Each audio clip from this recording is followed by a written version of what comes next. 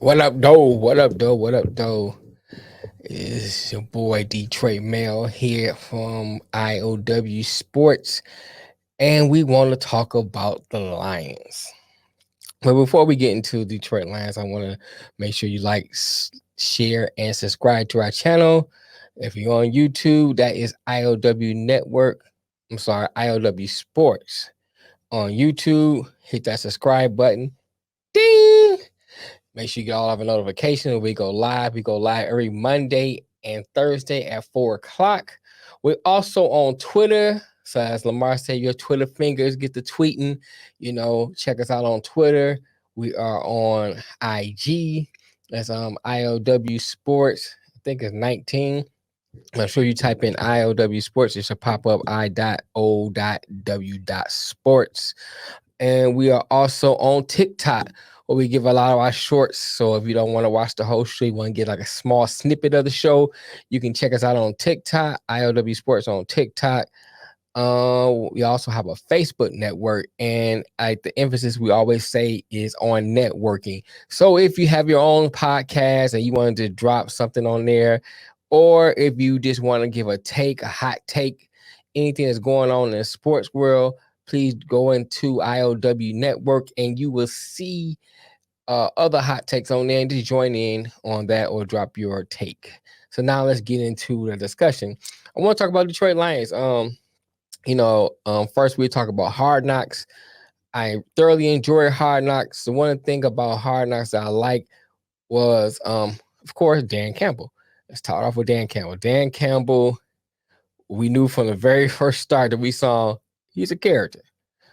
He says things that you be like, what the heck did he say? Or, you want to write, I'm gonna write that down, use that.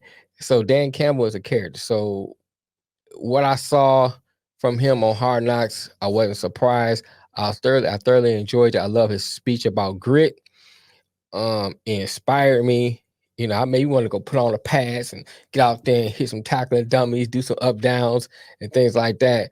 Um, Other star was Coach Jamal Williams, another person who we knew was a character. Jamal, I just love the way he goes out and play.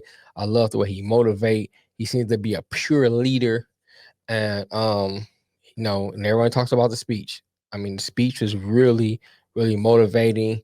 Um, you can't ask anything much from another person.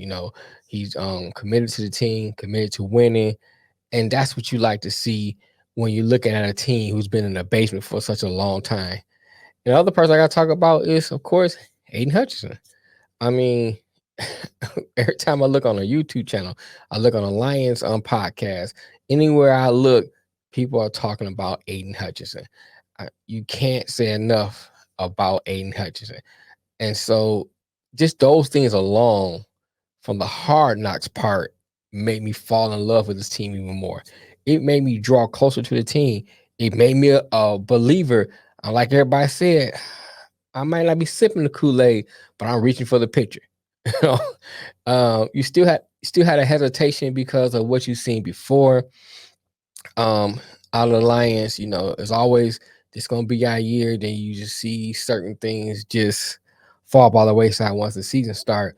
But one of the things I would say, and I had discussion with this with a friend of mine, is that the thing is different. That is different about this now is that you didn't see a total buy-in from everybody.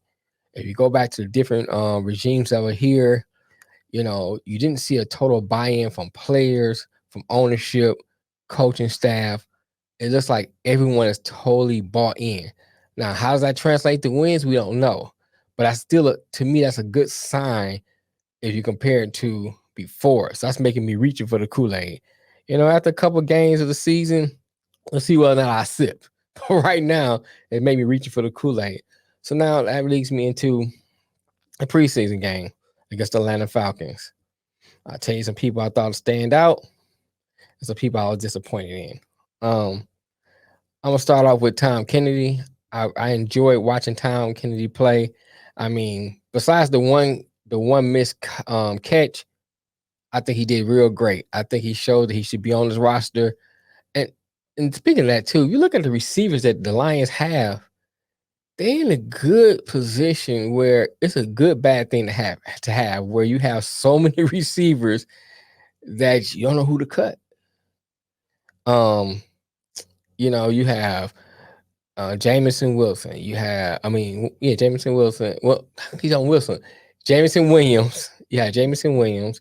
You have St. Brown, DJ Chart. You have a host of other receivers that are great, that can stretch the field, that can catch over the middle. You have different variety of receivers, so it makes you excited. The other person I like that the other person I was impressed by was Devin Funches. I think Devin Funches did great. Let's as a tight end, played like a receiver. He's big, he's mobile. I mean, look what he did leaping in the air for someone that been out of the game for 3 years. He looked good. Devin Funches looked good. I watched him play in Michigan. I watched him play in Carolina and a few other places, and I think the list somebody the Lions should keep. Devin Funches looked good, and we don't know if TJ Hawkinson's gonna stay healthy. So if Hawkinson goes out, you have a great backup for him right here with Devin Funches. So I like Devin Funches. I think the offense overall looked great. Jared Goff looked great. He was hitting receivers. I like the way he didn't go to the check down immediately like he did last year. And speaking of that, I heard some people kind of talk about that pass to Jamal Williams and said that it was a little late. But I wanted to look at it from this side. Look at it from this side.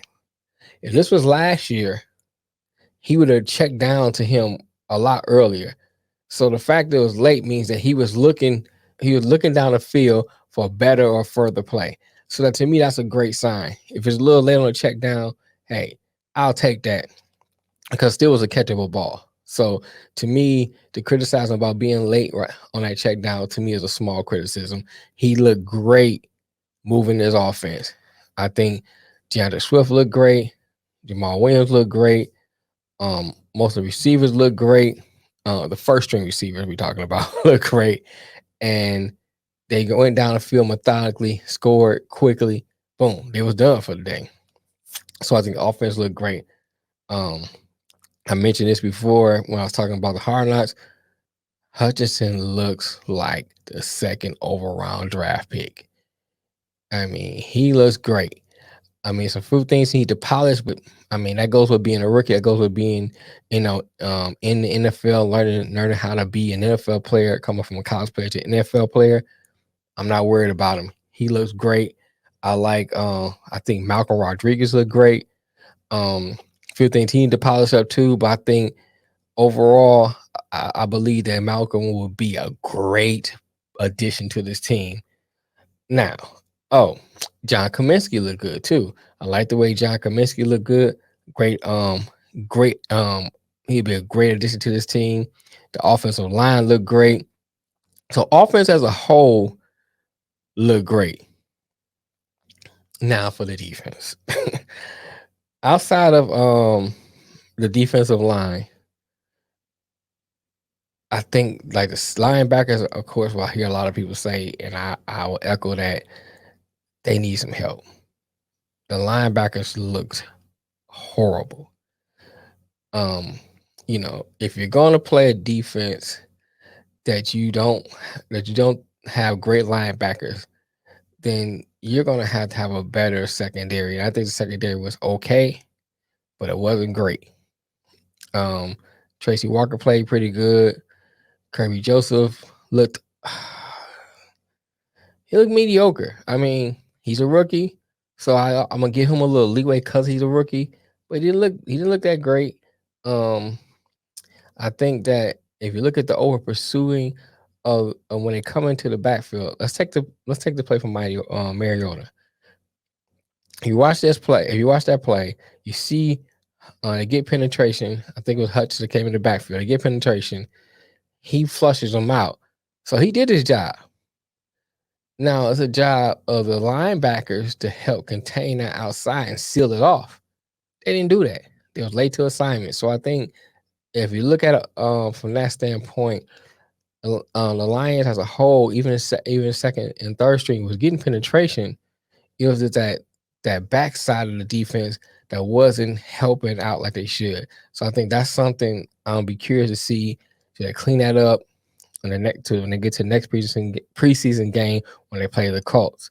They're gonna practice with the Colts, but I think it's good for them. And then they'll play them in preseason. So that's why I'm really excited about the second preseason game, because I want to see what they clean up from what they take from preseason game 1 going into preseason game 2, and see what they clean up. Even if the starters don't play, there's some people on that second and third string that I like to see if they learned anything from game 1 to game 2. And last but not least, I gotta talk about the backup quarterbacks. Tim Boyle is horrible. Tim Boyle, he made a few good plays. I think he made a touchdown play to Funches, which was a great throw.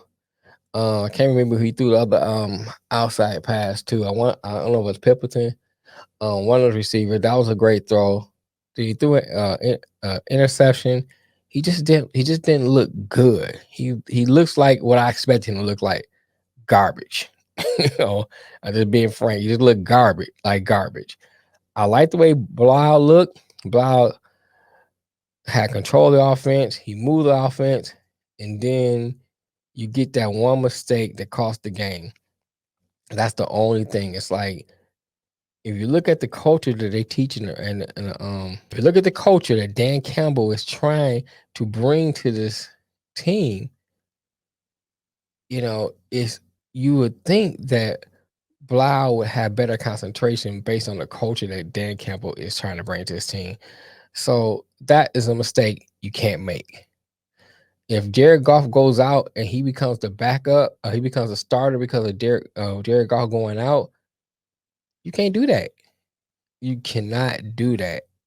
I mean, I'm not gonna be too hard on him because it is the preseason, and so I can't remember which podcast I was watching, but one of the guys had said, he don't care if it is preseason, he likes to win, and I agree with him. I'm the same way. I don't care if it is preseason. I like to win. So even though he made that mistake, and I'm not gonna get too down on him, I think that Blau played a pretty good game. He looked great. It's just that Boyle looks like garbage. The kicking aspect of the game was great. I think that's gonna go down to the wire. So they got some decisions to make that I think is to be in a great position as far as like receiver, the kicking game. Quarterback, I think it's gonna be simple. You know that Blau should be the backup, period. I mean, I think he proved that in game 1. I know it's a little early, but I think Tim Boyle hasn't been good. And then he got into this preseason game showed that he's still not good. At least that's the only thing he's consistent in is being bad. So I think that the Lions this year, based on what I've seen so far, I still stick on about 6 or 7 games. I can't give them 10 games. I just can't give them 10 games. We'll see how the next preseason game goes and see how they stack up against Philly. But for right now, 6, 7 games. But anyway, I just want to get on here and talk real quick about my Lions. And, I'm going to try to do something on them since football season started. I'm excited. So I'm going to try to do something once a week talking about the Lions. But if you want to catch the rest of our sports show every Monday and every Thursday at 4:00, we go live streaming to YouTube, Facebook, and Twitch. So you can catch us there. We talk about all sports. So it's just my chance to talk about my Lions. Until next time, peace.